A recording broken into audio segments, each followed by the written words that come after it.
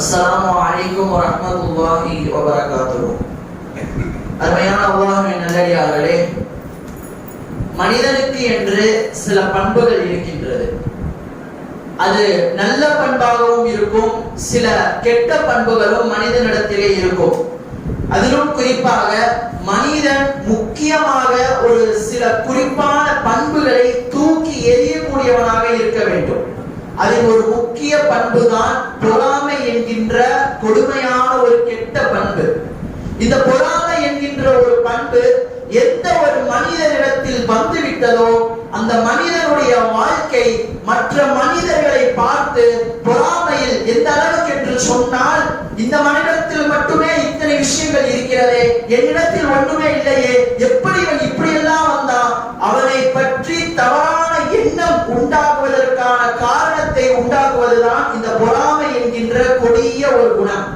அன்பிற்குரிய அல்லாஹ்வின் நல்லடியார்களே, இன்று ஓதப்பட்ட சூரா யூசுஃபிலே பல்வேறு படிப்பினைகள், ஒரு மனிதன் எப்படி ஒரு குணம் வாய்ந்தவனாக, எந்தெந்த குணமுள்ளவனாக இருக்க வேண்டும், எந்த குணத்தை அந்த மனிதனிடத்தில் இருக்கக்கூடாது, அதிலும் குறிப்பாக பொறாமை என்கின்ற ஒரு குணம் மனிதனிடத்திலே அறவே இருக்கக்கூடாது என்பதற்கான பல நிகழ்வுகளை இந்த சூரா யூசுஃபிலே அல்லாஹ் தஆலா கூறுகிறான். இந்த சூரா யூசுஃபை பற்றி சொல்லும் பொழுது அஹ்ஸனல் கஸஸ், ஒரு அருமையான வரலாற்று நிகழ்வுகள் பொதிந்துள்ள ஒரு சூரா என்று அல்லாஹ் தஆலா இந்த சூராவை சொல்கின்றார். வாழ்க்கைக்கான பல விஷயங்கள் இந்த சூறாவிலே அமைந்துள்ளது. ஒரு மனிதனுடைய குணங்கள் அந்த மனிதனுடைய வாழ்க்கையை எப்படி தீர்மானிக்கும் என்பதை நமக்கெல்லாம் தெரியும். அப்படிப்பட்ட சில குணங்களை தவிர்க்க வேண்டும் என்பதை பற்றி இந்த சூறாவிலே அல்லாஹ் தஆலா கூறியிருக்கிறான். அல்லாஹ்வின் நல்லடியார்களே, அதிலும் குறிப்பாக ஒரு மனிதனிடத்தில் பொறாமை என்கின்ற குணம் இருக்கவே கூடாது. அப்படிப்பட்ட பல வரலாற்று நிகழ்வினை இந்த சூறாவிலே அல்லாஹ் நமக்கு கூறியிருக்கிறான். இந்த சூரா என்பது நமக்கு என்ன விஷயத்தை எடுத்துரைக்கிறது என்று சொன்னால், ஹஜ்ரத் யூசுப் அலைஹிஸ்ஸலாம் அவர்களின் மீது மக்கள் கொண்ட பொறாமை, அவருடைய சகோதரர்கள் கொண்ட பொறாமை, அவர்களின் அழகின் மீதும் அவர்களுடைய நபித்துவத்தின் மீதும் அவர்களுடைய ஆட்சி அதிகாரத்தின் மீதும் கொண்ட பொறாமையை இந்த சூரா விரிவாக எடுத்துரைக்கிறது. அல்லாஹ்வின் நல்லடியார்களே, நமக்கு எல்லாம் தெரியும் ஹஜ்ரத் யூசுப் அலைஹிஸ்ஸலாம் அவர்கள் எந்த அளவிற்கு அழகாக இருப்பார்கள் என்று நமக்கு தெரியும். அந்த அழகின் மீதும் பொறாமைப்பட்டார்கள். அது மட்டுமல்லாமல் ஹஜ்ரத் யூசுப் அலைஹிஸ்ஸலாம் அவர்களுக்கு கிடைத்த நபித்துவம், அதன் மீது பொறாமை, அவர்களுடைய ஆட்சி அதிகாரம் போன்ற விஷயங்களில் பல பேர் ஹஜ்ரத் யூசுப் அலைஹிஸ்ஸலாமின் மீது பொறாமைப்பட்டார்கள். அல்லாஹ்வின் நல்லடியார்களே, நம் நபி முஹம்மது ரசூலுல்லாஹி ஸல்லல்லாஹு அலைஹி வஸல்லம் அவர்களின் மீதும் மக்கா காஃபிர்கள் பொறாமைப்பட்டார்கள். எங்களை போன்ற மிக பெரும் தலைவரிடத்திலே வராத நபித்துவம் இந்த முஹம்மதின் மீதா வந்துவிட்டது என்று பொறாமை கொண்டார்கள். எங்களுக்கு வராத நபித்துவம் இந்த முஹம்மதின் மீதா வந்துவிட்டது, இந்த முஹம்மது என்ன நபியா என்றெல்லாம் பொறாமைப்பட்டார்கள். அதே போன்று யூதர்களும் பொறாமைப்பட்டார்கள். யூதர்களுக்கு தெரியும் ஒரு நபி வருவார் என்று தெரியும். ஆனால் அவர்கள் என்ன நினைத்திருந்தார்கள், எங்களுடைய கோத்திரத்தில் எங்களுடைய யூத வம்சத்தில் தான் நபி வருவார் என்று நினைத்து விட்டார்கள். ஆனால் அல்லாஹ் தஆலா அதற்கு மாற்றமாக வேறு ஒரு வம்சத்தில் இருந்து அல்லாஹ் நபியை தேர்ந்தெடுத்தான். இதன் காரணமாக அன்னலம் பெருமானாரின் மீது யூதர்கள் பொறாமைப்பட்டார்கள். இன்றும் இன்றைய காலகட்டத்திலும் மனிதர்களிடத்திலே பொறாமை என்பது மிகப்பெரிய ஒரு கொடிய விஷமாக உள்ளது. அல்லாஹ்வின் நல்லடியார்களே, பொறாமை, ஒரு மனிதன் மீது பொறாமை படுகிறோம் என்று சொன்னால் அது அல்லாஹ் கொடுத்த நிஅமத்தின் மீது பொறாமைப்படுகிறோம் என்று அர்த்தம். ஒரு மனிதனுக்கு யார் செல்வத்தை கொடுத்தான், யார் அழகை கொடுத்தான், யார் ஆட்சி அதிகாரத்தை கொடுத்தான், படைத்த ரப்புல் ஆலமீன் தானே கொடுத்தான். அப்பொழுது அந்த மனிதனுக்கு கிடைத்த நிஅமத்தின் மீது நாம் பொறாமைப்படுகிறோம் என்று சொன்னால் அல்லாஹ் கொடுத்த நிஅமத், அல்லாஹ் கொடுத்த அருட்கொடையின் மீது பொறாமைப்படுகிறோம் என்றுதான் அர்த்தம். அது மட்டுமல்லாமல் அப்படிப்பட்ட அந்த பொறாமையை விட்டு நாம் நீங்கி என்ன ஒரு விஷயம், என்ன ஒரு சூழ்நிலை நமக்கு ஏற்பட்டாலும் அதை நாம் பொருந்திக் கொள்ளக்கூடியவர்களாக இருக்க வேண்டும்.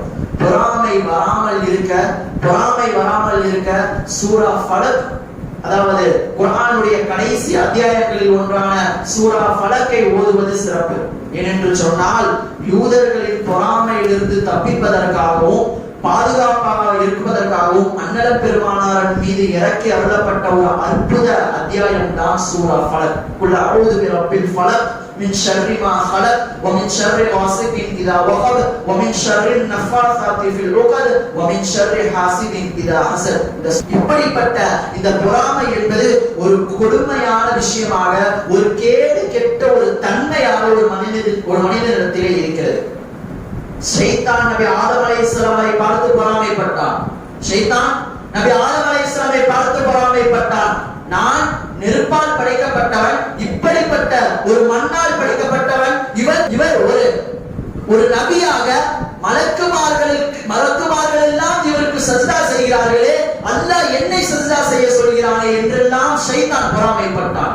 அதே போன்று ஆதம் அலைஹிஸ்ஸலாமுடைய மகன் காபில் அவனும் பொறாமைப்பட்டான். தன்னுடைய சகோதரன் ஹாபிலுக்கு கிடைத்த மனைவி மிகவும் அழகாக இருக்கிறது என்பதன் காரணமாக எனக்கு இப்படிப்பட்ட ஒரு அழகான மனைவி கிடைக்கவில்லை என்று பொறாமைப்பட்டான். அப்பொழுது உலகில் முதலில் மோசமான ஒரு குணமாக தோன்றியது இந்த பொறாமை குணம்தான். இந்த பொறாமை குணம்தான் யூசுப் நபியின் மீது அவர்களுடைய சகோதரர்கள் கொண்ட பொறாமை. தன்னுடைய தந்தை யூசுப் நபியின் மீது மட்டும் அதிகம் அன்பு செலுத்துகிறார்கள் என்று பொறாமைப்பட்டார்கள்.